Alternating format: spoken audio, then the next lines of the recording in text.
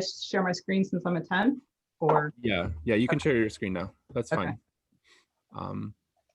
And if there does end up only being 3 people, then we've got a little bit more time to work with. Okay. Mine is also a little under, I think, 10 minutes, so we got even more time. Mine is too. Yeah, I didn't really time mine, so because I wanted to leave it open for questions, really, since this is such an odd time, like, to be talking about this, or I guess appropriate time, really, in a way. So as people are coming in, thank you everybody for coming out to CrimCon and the 10 a.m. Eastern session on terrorism. So we should have 4 papers today. We have 3 of our authors here, or 3 of our papers here.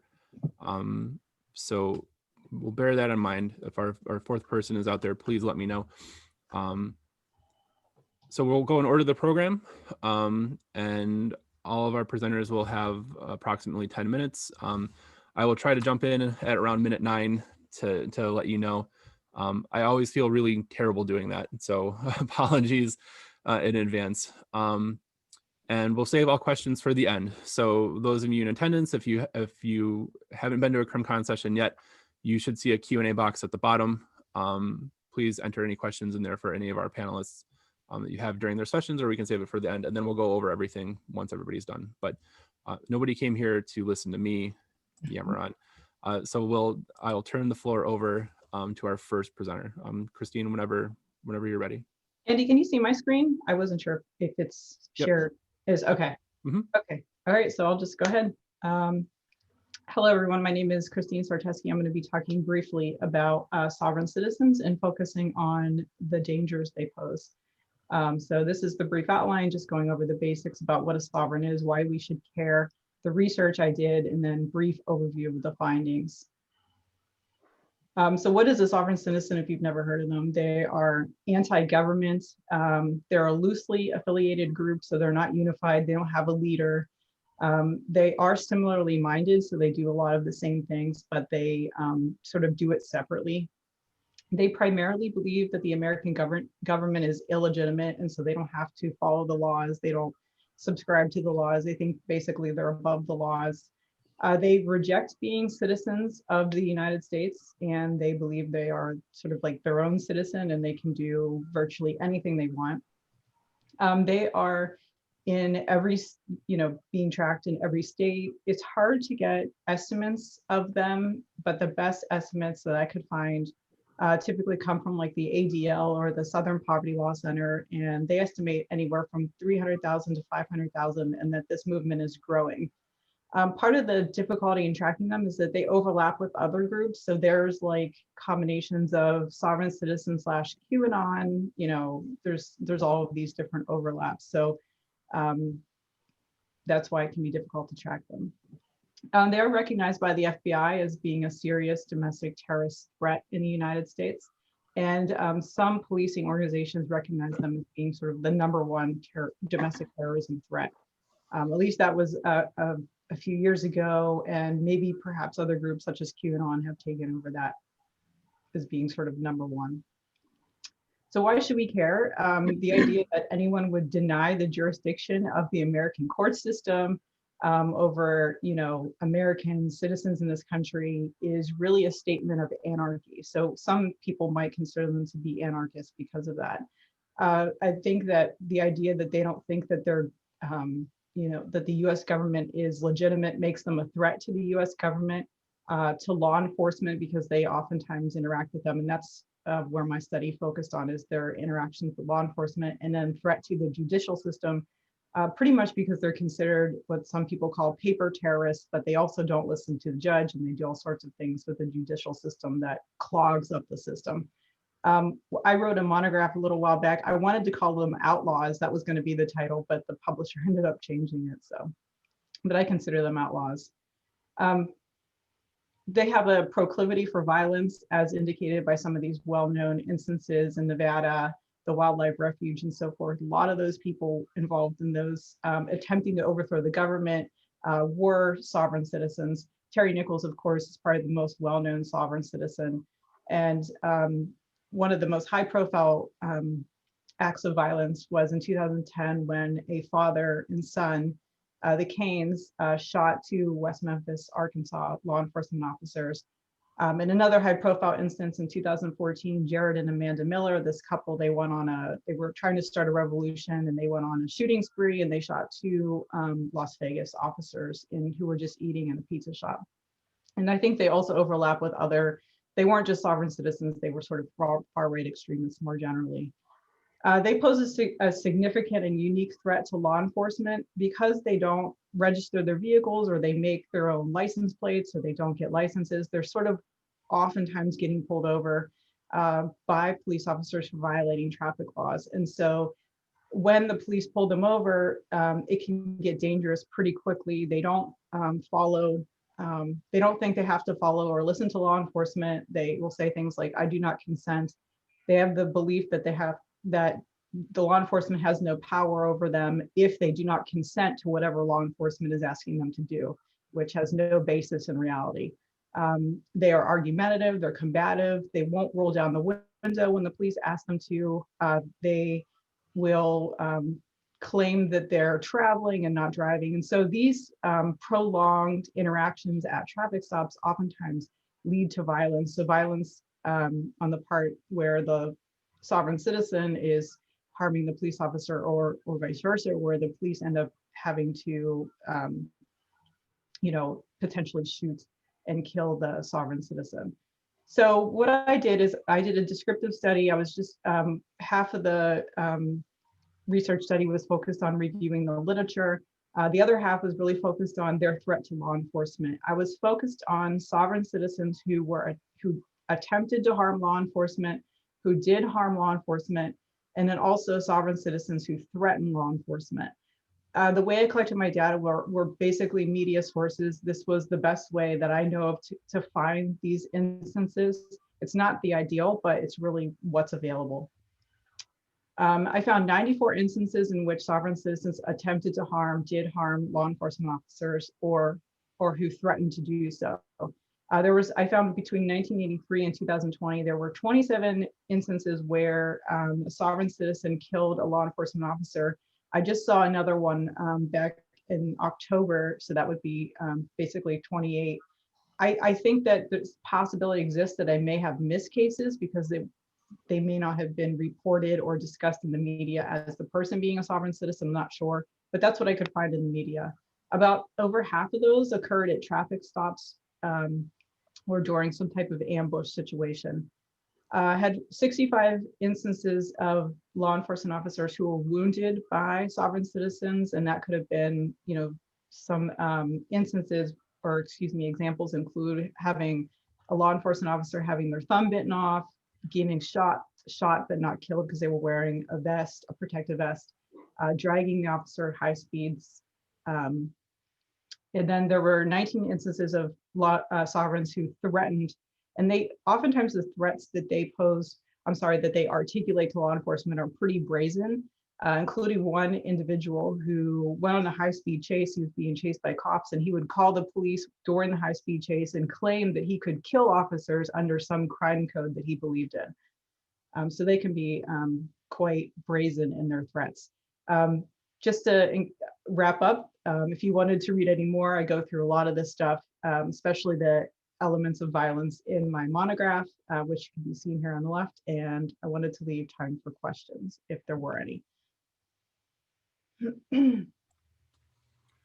Yeah, so we'll save Q&A for the end, Christine, just so everybody. Oh, okay, I'm sorry. I didn't know if we had to build that in. Okay. No worries.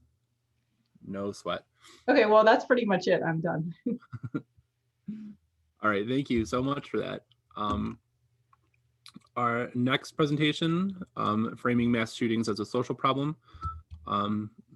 Megan, whenever you're ready, I'll turn it over to you.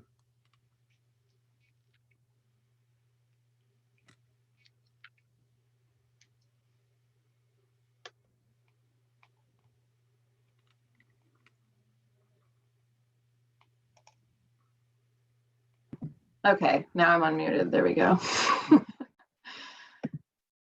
All right, so actually a couple of fun updates about this presentation. It says on the program that I'd be presenting with my colleague Mia Gilliam, but I will forgive her for not being here because she is actually interviewing for a tenure track position right now. So I hope you all join me in sending some good thoughts her way this morning. Also, another bit of good news, we found out yesterday that this article was accepted for publication in Aggression and Violent Behavior.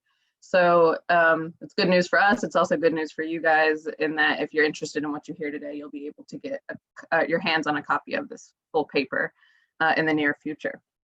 All right, so let's get to it. This article is entitled Framing Mass Shootings as a Social Problem, a comparison of ideologically and non-ideologically motivated attacks. So there's been elevated media coverage of high-profile events, and this plays a pivotal role on the construction of social problems. And in some instances, this even pushes issues onto the national policy agenda. And this includes mass shooting events. So in addition to serving an agenda-setting function, news coverage of high-profile events can also indicate to the public how to think about social problems.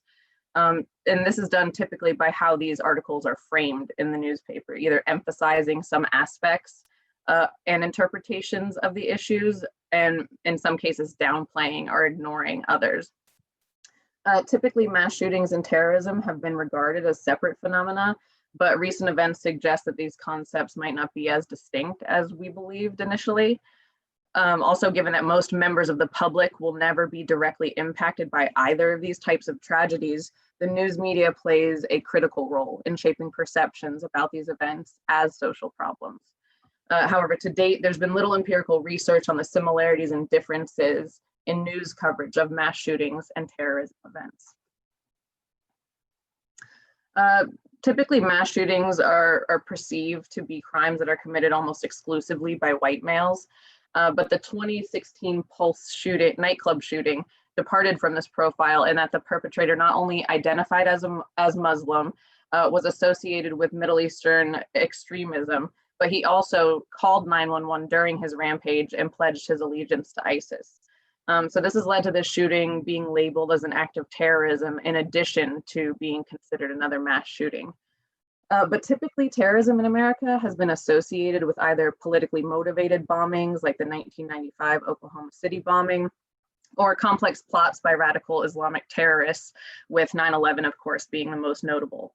Also, terrorism has historically been considered conceptually distinct from more routine mass shootings, and that's likely based on perceived differences in the motivations and mindsets of perpetrators.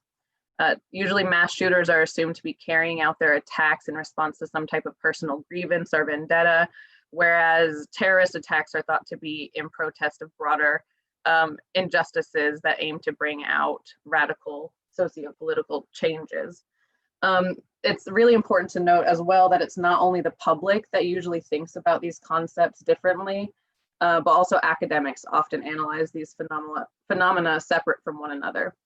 But events like Pulse nightclub, the Pulse nightclub shooting, reflect a blurring of these definitional boundaries and has highlighted a need to really investigate both types of these deadly attacks within the context of both mass shootings and terrorism.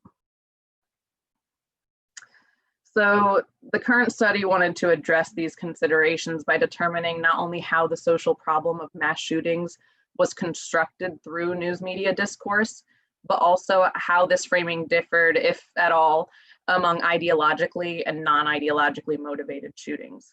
So we use these definitions you'll see here of ideological and non-ideological. And we also further divided these categories into some subcategories. For ideological, you have far right, extreme far right, and radical Islamic. And for non-ideological, you've got K through 12 schools, higher education, workplace, and other. To answer these questions, we use Best's three-step model as a framework to analyze coverage of 18 mass shooting events using qualitative content analysis. We selected the New York Times because it has the largest readership in the country. The final sample that we ended up with was 747 articles covering those 18 events, which we coded at the sentence level for themes associated with Best's model. We first analyzed how the problem was defined based on the manner in which it was given a name, which we conceptualized as the title of the article. We specifically looked at the subject within that title line to see if it was the shooter, the victim, the event, and we further broke down the shooter into other categories. Were they mentioned by their given name? Were they called things like, or used other pronouns like killer or shooter? And so the second thing we examined was the way in which examples were used to compare those shootings with each other and other mass casualty events. And third, we considered the way in which statistical references were used to quantify the magnitude of the problem. We reported our results out in some similarities and differences. So first, the similarities we noted were that headlines and news stories were more likely to highlight and explicitly name shooters, regardless of the ideological motivation, more so than victims. It seems that victims were usually remain unnamed, or they were represented by numbers or just general references, and sometimes victims not even mentioned at all in these articles. It seemed that victims were not a critical element to the news story. Also, regardless of ideological motive, statistics are most commonly used in news stories to count victims and compare body counts to emphasize the heinousness of a mass shooting or downplay its lethality. We noted several differences in the portrayal of these mass shooting events as well. Terms like massacres and attacks are used to describe ideologically motivated mass shootings, while non-ideologically motivated shootings were usually described as rampages or simply as shootings. It seems that news stories contribute to the framing of acts of terrorism, not just as crimes, but also as an issue, a larger issue of national security. Also, the pattern of focusing on shooters and less on victims as headlines is even more pronounced for ideological mass shootings. And finally, we found that claims makers disproportionately used examples to define social problems and recommend solutions for non-ideological shootings. Specifically, non-ideological mass shooting stories focus more on issues of gun prevalence, especially in relation to the ownership of assault-style rifles and the need for background checks, screening, and traces. Ideological shootings seemingly don't open up policy windows for increased public debates over gun rights and the safety debates in the same way as non-ideological shootings do. A few key findings from this suggest that we need to increase the attention on issues of victimhood for direct victims as well as for the communities that are shaped by these events. Also, given the implications for shared public understanding and policy responses to mass shootings, focusing less on offenders and their ability or inability to incur high death tolls during their shootings could reduce the likelihood of unintentionally glorifying mass shooters. And finally, news media should be cognizant of and even avoid scripts that rely on harsher rhetoric to describe mass shooters who are motivated by ideology. They should do this to ensure that the coverage doesn't unintentionally reinforce culturally specific negative stereotypes. Thank you. All right, thank you so much. Our last paper to today's session, Modern Characteristics of Domestic Terrorists in the United States. Sherry, whenever you're ready. Okay. Sure. So let me go ahead and share my screen.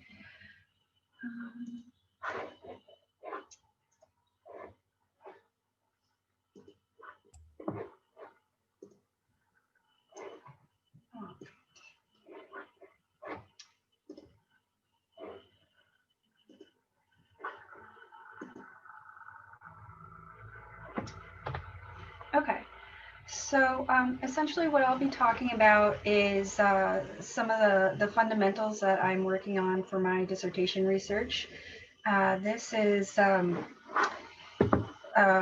that I've been doing for most of my PhD, essentially focusing on terrorism research. 1 second so I can open the Zoom thing. Okay.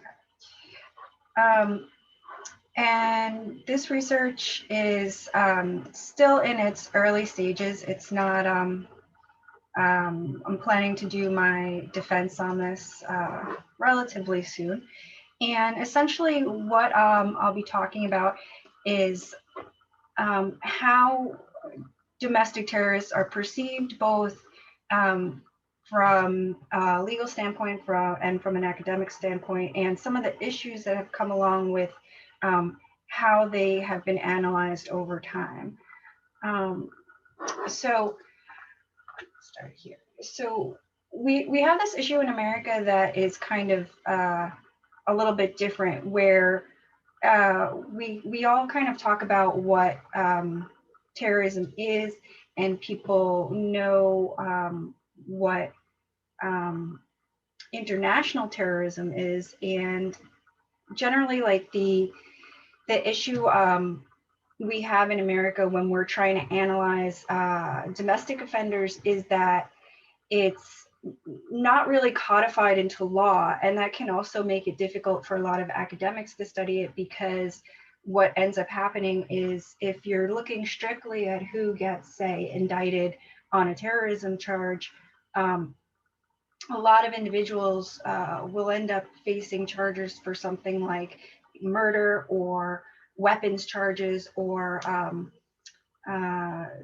charges of hate crimes or racially motivated crimes or something like that. And so there is a disconnect when studying domestic terrorism between the academic world and the legal world, as well as other ways that we talk about it in media and so on.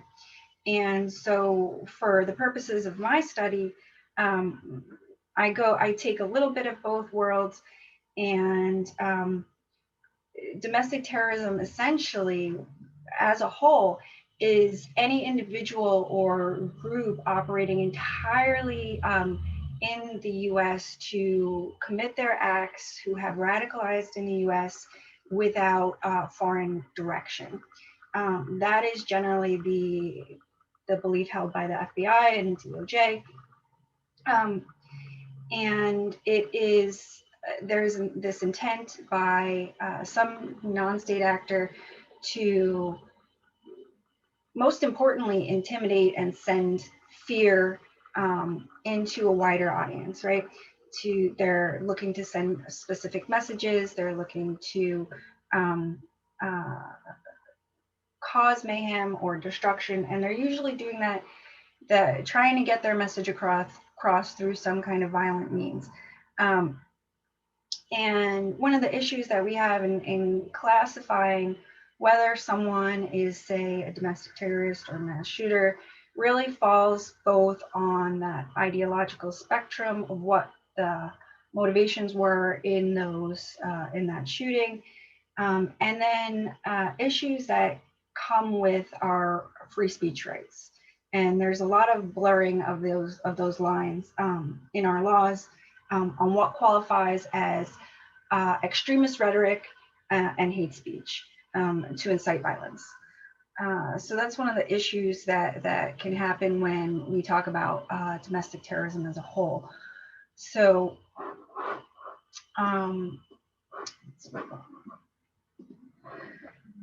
and so for these individuals to pose a threat, to qualify as domestic terrorism, they really need to be living most of their lives in the US. They grow up here, they're leading American lives. The FBI and DOJ make a distinction also with what they call HVEs, which is homegrown violent extremists. There's a bit of semantics to this, because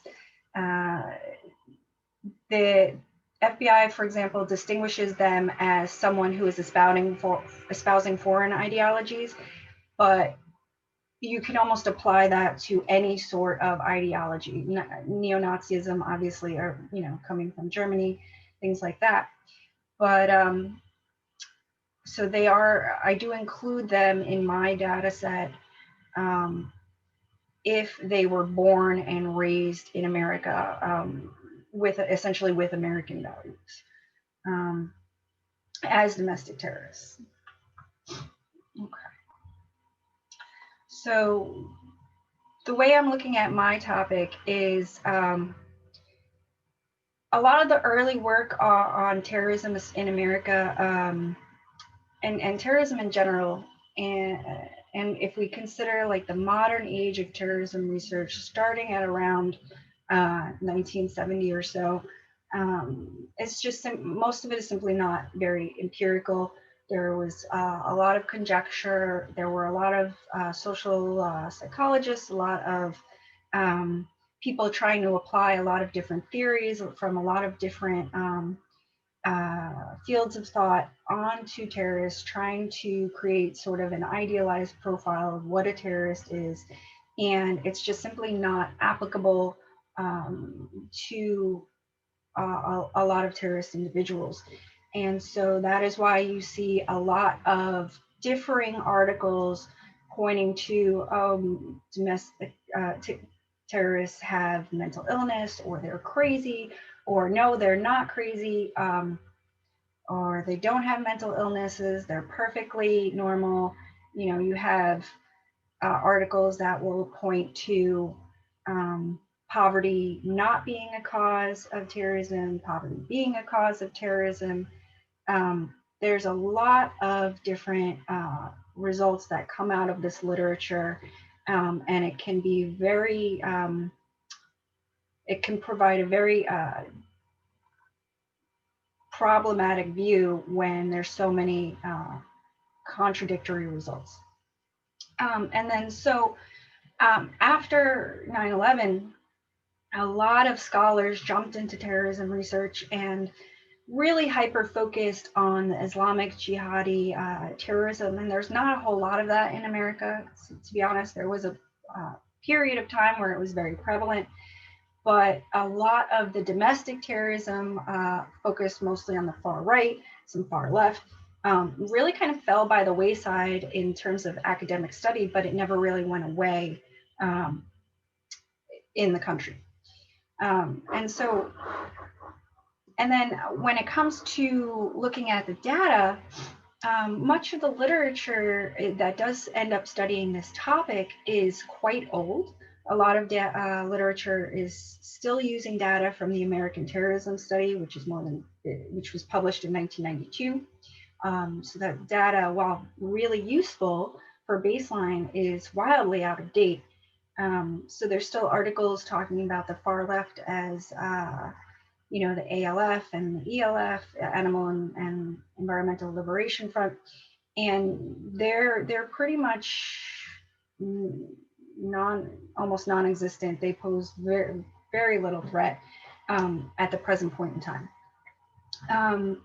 And then you also have this issue where the scholars that currently study domestic terrorism tend to aggregate their data, which can be very useful, because when you're dealing with rare events, you know, sometimes that is a necessity that you have to aggregate that data so you have enough cases to analyze.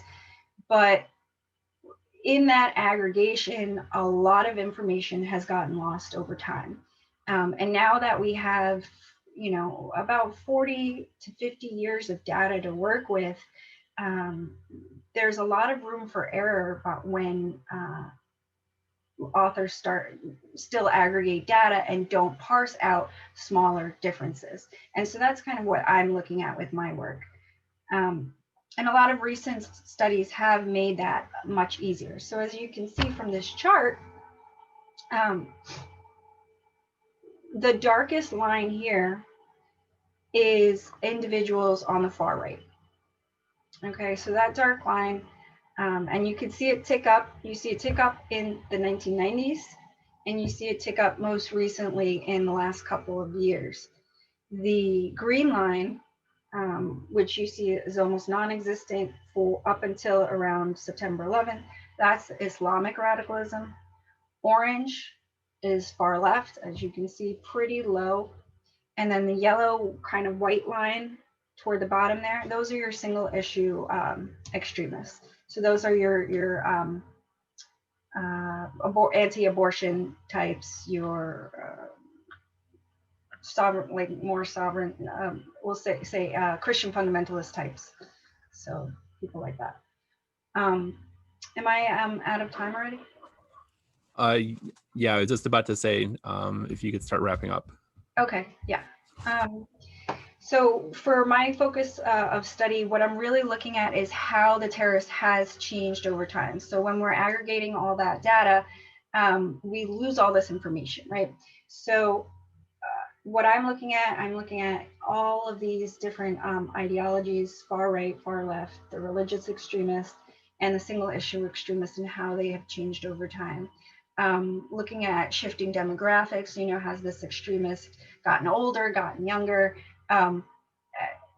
Has their marital status changed overall? Like many individuals, we tend to look at the domestic extremist as this loner who like lives in the basement, doesn't have any friends or relationships, but that's actually not quite true. Same thing with employment history, and I'm going to just run through some of those things. So I'll skip this if anyone wants to see, but I wanted to show just a couple of images which can be run through quickly. So if we look at geographic shifts over time, so the first image on the left here, individuals radicalized 1971 to 1980, very, very low across the country, right? So we see in the next decade, it starts to pick up a little bit. New York, California is normal, population density and all that. But take a look now as we move forward in time and the numbers start to tick up and up of individuals radicalized. So we see higher numbers on the Pacific Northwest, which is a hotbed for far-right activity, higher numbers in Texas, higher numbers in Appalachia, and the present. Higher numbers in Texas. Interesting to note for present time, take a look at Wisconsin, take a look at Minnesota, take a look at the Rust Belt and the rest of Appalachia. Much higher levels of radicalizing individuals. Okay. In terms of subcategories, one thing that tends to get lost quite a lot is on the far right, white supremacy tends to be the highest, most typical thing that you see. But what we can see is what happens in that subcategory. And what are the groups under that that tend to also pop out. And as you can see, looking by 15-year periods or so, where that change is and where there's room to study more. Okay, so you see sovereign citizens popping up in the 80s and the 90s, where they weren't anywhere prior to that. You see them popping up continually more recently in the last couple of years. Militia gun rights, etc. So I don't want to take up too much more time. This will be my last slide. So demographic trends over time again. Married individuals, we see much higher numbers of individuals who are single more so now than in years past, which is interesting. It also might have to do with something culturally, with fewer people just getting married at a younger age. Education, again, more people do have college degrees. That's another thing I could talk about further during Q&A. Far more people tend to be not serially unemployed, but job hopping. So constantly on that brink. And then the last couple of years also, we see a very increased number of people with military backgrounds who are susceptible to recruitment by the far right. And that's something that the Obama administration had put on high alert back in 2009, that people coming back from Iraq and Afghanistan were at elevated levels for recruitment to far right organizations. Sherry, can I ask you to wrap it up there, please? Yes. So that's where I'm kind of at right now in terms of my analysis. These are things I'm still looking into, and that's it. Apologize for my time length. Thank you so much. So we have time for questions now. If anybody has questions for any of our panelists, one did come in for our first presenter. Hannah Perry asks of you, Christine, do you believe there is a connection between growing numbers of sovereign citizens and the political climate that has been created from the recent presidential election / last 4 years? I don't know why you think something related to the last 4 years. I mean, it does seem that way. And like I said earlier, there's a lot of overlap. Sometimes they're sovereign citizen, QAnon, sort of far right mix of a bunch of different things. So it does seem like there's definitely been a rise in the number of these types of people have been cropping up for sure.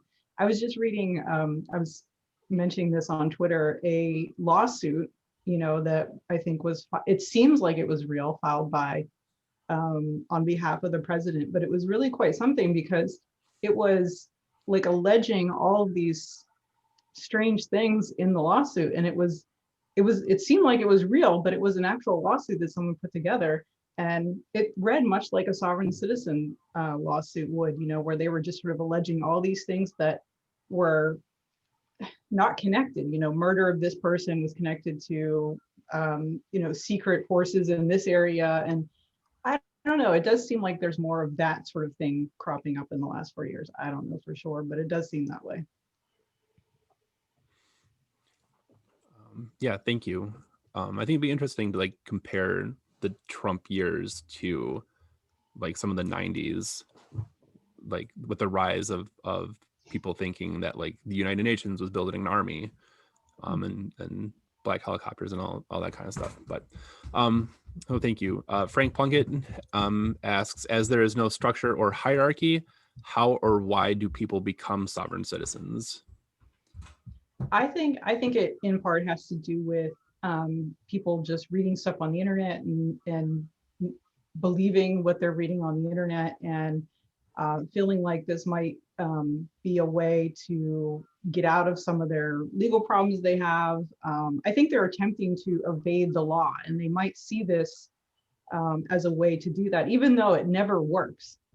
I don't know of any case that I have found where it actually was successful in court, with the police, otherwise. But I think it's just an attempt to try to get out of some type of trouble, maybe them not realizing that this isn't going to work. So I think that they're outlaws in that way. They're willing to try things that are illegal, and it could just be their attempt to try to get out of something. Thank you. A next question. So they write, do you think organizations basically, I think the question is asking about, has there been a rise in sort of left-wing, I don't want to say counter-protest, but that's the best phrase I can think of right now. Basically, has there been a rise in organizations kind of countering groups like QAnon and sovereign citizens and what we think of as far-right extremism? So I didn't know if that was for Sherry or for me. I'm not sure either. We can throw this to the panel. What was the question? I'm sorry. So they write, do you think organizations like Antifa have been more active in the last couple of years? I think we could broaden that to say, has there been a rise in sort of a left-wing response to right-wing extremism? Well, I think that Antifa it's so loose, it's hard to categorize it as a formal organization. I wrote a piece for ACJS, for the ACJS newsletter, about stochastic terrorism, which is really focused on this idea of the leaderless push to violence. And with Antifa, it follows a similar pattern in that there's no broader leader. There's no person that's leading a movement, and so it's hard to think of them as a full-on organization. There is some push to, but it would be hard to categorize them as a formal movement the way that ALF or ELF were. Mm-hmm. But I think when you push any sort of person to a breaking point, you do see more formal movements like what you're seeing with the protests after George Floyd's murder and things like that. Mm-hmm. Thank you. Another question from Frank Plunkett. He says, on Sherry's chart, the rise of right-wing groups looks like it started around 2013, before the current administration. Is there anything that we can point to at this time to account for the rise, and which then seems to have accelerated in the last 4 years? Sure. Let me just open that chart again. So, And I can hypothesize, but what essentially there's a couple of things at work there. So should I share the screen to open the chart up again? yeah, sure, go ahead. Okay. So people can see what Frank's referring to.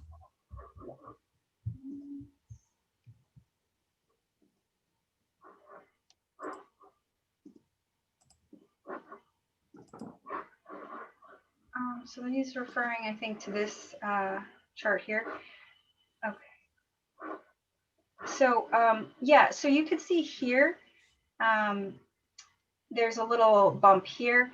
Oh, not that little, but that's one area where we saw the right kind of bumping up, and you could see an association that this was after Ruby Ridge, this was after Waco, and you saw a rise right here. This was also during the Bill Clinton administration.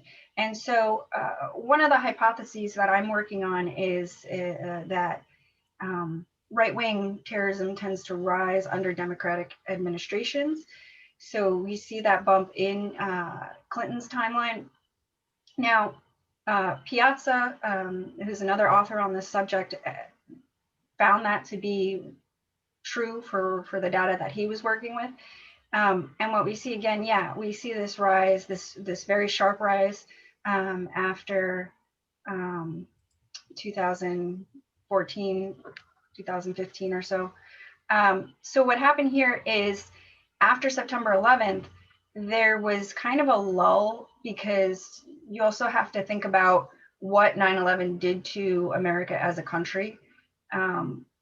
And there was a lot of copycats, a lot of, after entering Afghanistan, after entering Iraq, we saw that rise in Islamic copycat attacks. And so you saw that rise, and you saw kind of culturally the country kind of came together a little bit. So there was actually kind of a downplay between the way the Bush administration had reacted, the way that they had sent forces overseas to combat that issue. And so there, you didn't really see as strong of a reaction toward, say, government overreach toward domestic population. It was more about foreign threats. And that's why I think there's that dip. That's my hypothesis, that there was more of a rise on the foreign terrorists as opposed to the domestic. A follow-up for you, Sherry. Do you think there's a rise in recruitment in terrorist organizations because of social media? Yes, I do. Yes, I do. People are very susceptible toward propaganda. We're not, one thing we're not teaching young people, I don't think, is how to adequately pinpoint, say, false narratives, false stories, what counts as opinionated news sources, and excuse me, and trying to like spot sort of more fake stuff. I think young people are actually better at it than older people who, you know, older people get on Facebook or they watch Fox News and they think, oh, well, I've grown up with, you know, the 5 news channels that were on TV. And so that's where you got your news. And same thing now with the internet, where we see a lot of older people kind of getting radicalized, not necessarily to an extremist point, but still espousing really odd beliefs. But for younger people, what we're seeing is things on Reddit, things on Vote, things on 4chan, getting into these like echo chambers and bubbles where any kind of dissent is silenced, banned, and moved away. And yeah, it's really easy to radicalize via social media. Yeah, thank you. Megan, a question for you, also from Frank Plunkett. Frank, thank you for all of your input today. He asked, Megan, can you comment on the media portrayal of mass shootings as, quote, frequent events?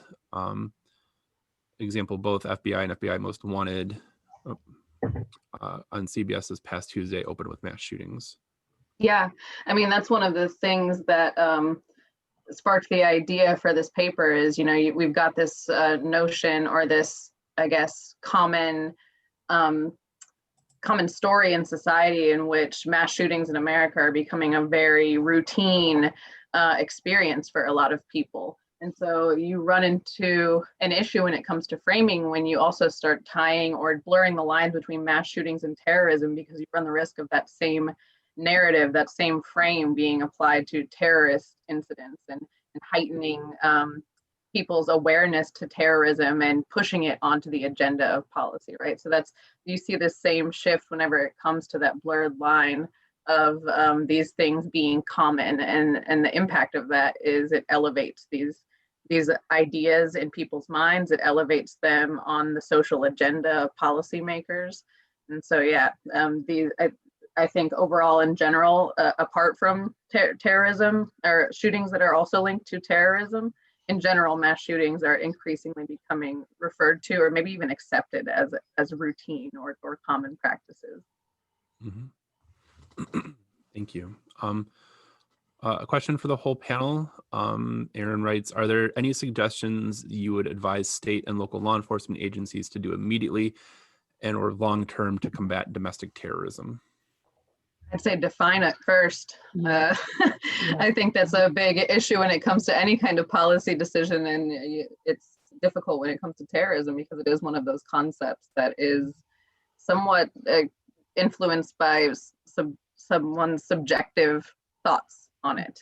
And so it's difficult to enact a strategic policy against something if you're not actually quite sure what it is, or if there's too many of those cases that don't really fit in that definition, too many outlying cases, it's hard. So get a definition. 100%. I mean, for sovereign citizens, I think that all police agencies should be trained about, having to interact with sovereign citizens. I don't know that they are in particular. And I think that, it's particularly dangerous because they are interacting with them quite a bit at traffic stops and certain things. And I have seen instances in the research where a police officer was trained on how to deal with them and then could recognize them right away and then take different measures to try to protect themselves against the possibility of violence. And so, and engaged in actions that could have saved his life or the lives of his fellow law enforcement officers. So, at least for sovereign citizens, more training about what they are and who they are and how to spot one and how not to engage with them, because once you start engaging with them, they continue on, and you can be at a traffic stop having an argument for a long time. And I think the longer you're there, the more likely it is violence could take place. And so I think for at least that group, more training in addition to defining domestic terrorism for sure. Yeah, thank you. So we're gonna wrap it up there. Thank you again to all of our panelists for all of your really important work. Thank you to everybody in attendance today. And thank you for spending time with CrimCon. I hope it's been a good conference for you. Hey, if you're planning on staying on the stream for our next session, I have to stop the webinar for recording purposes. It'll be back live in about 10 minutes. So thank you again, everybody, for your time, and enjoy the rest of the conference. Yes, thank you, Andy.